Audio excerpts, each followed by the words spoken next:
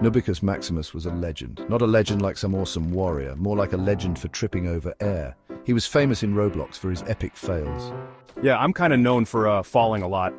Noobicus was easy to spot. He had the default skin, bright yellow and blocky. His favorite thing to wear was a propeller hat. It usually flew off when he messed up, which was always.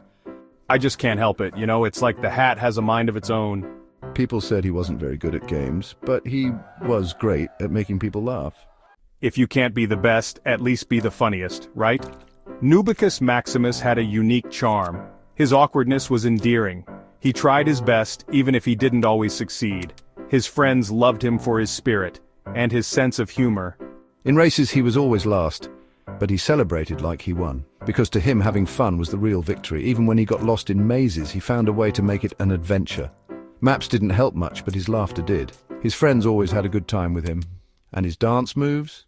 Legendary, not for their skill, but for their hilarity. Noobicus Maximus was a true entertainer. He brought joy to everyone around him, and that's what made him a legend.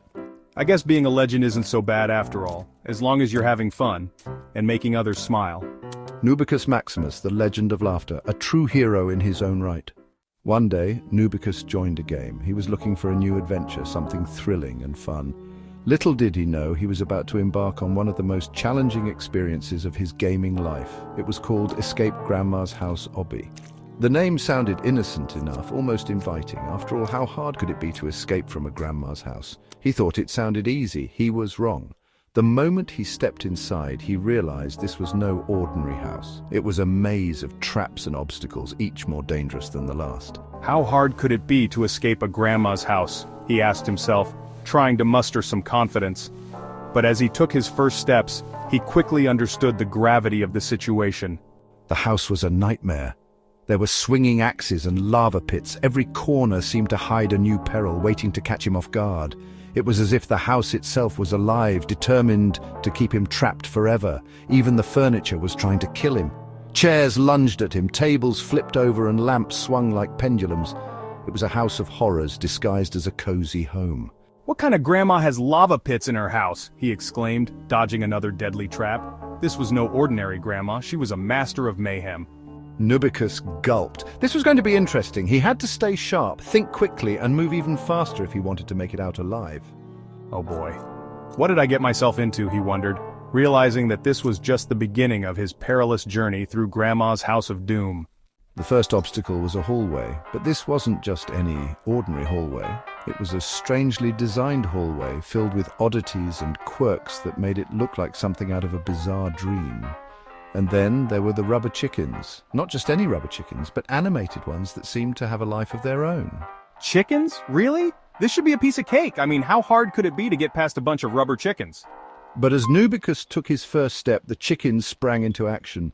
They pecked at Noobicus's blocky legs with surprising ferocity. He tried to run, thinking he could easily outpace them, but in his haste, he didn't notice the giant rubber egg lying in his path. Whoa! Didn't see that coming. This is way trickier than I thought. Noobicus landed face first in a pile of feathers, which exploded into the air, creating a comical cloud around him. He sighed deeply, realizing that this challenge was far more difficult than it initially appeared. The chickens were relentless. I think I underestimated these chickens big time. They're not just rubber toys, they're a real menace. But Noobicus wasn't ready to give up. He knew he had to come up with a new strategy to outsmart these feathery foes. With renewed determination, he started to dodge and weave, trying to find a way through the chaotic hallway. Finally, after what felt like an eternity, Noobicus reached the end of the hallway, victorious but exhausted. He looked back at the hallway filled with rubber chickens and couldn't help but laugh. It was a ridiculous challenge, but he had made it through. With a newfound sense of confidence, Noobicus moved forward, ready to face whatever other bizarre obstacles awaited him in this quirky game world. Section 4, the Fellowship of the Noobs. Suddenly he heard someone laughing. A group of players was watching him. They were all wearing mismatched clothes, and well, they were all terrible at the game. "You okay?" she asked, giggling. She was wearing a unicorn hat on sideways. Noobicus nodded. "I think I need help," he said. And so the Fellowship of the Noobs was formed. Section 5. Grandma unleashes her secret weapon. They finally made it to the final level. There, they faced the final boss. It was Grandma's giant robot. The robot was made of cookie dough and had lasers for eyes. The robot is holding a giant rolling pin. The other noobs panicked. But Noobicus had an idea, a terrible, terrible idea. He took a deep breath and started to dance.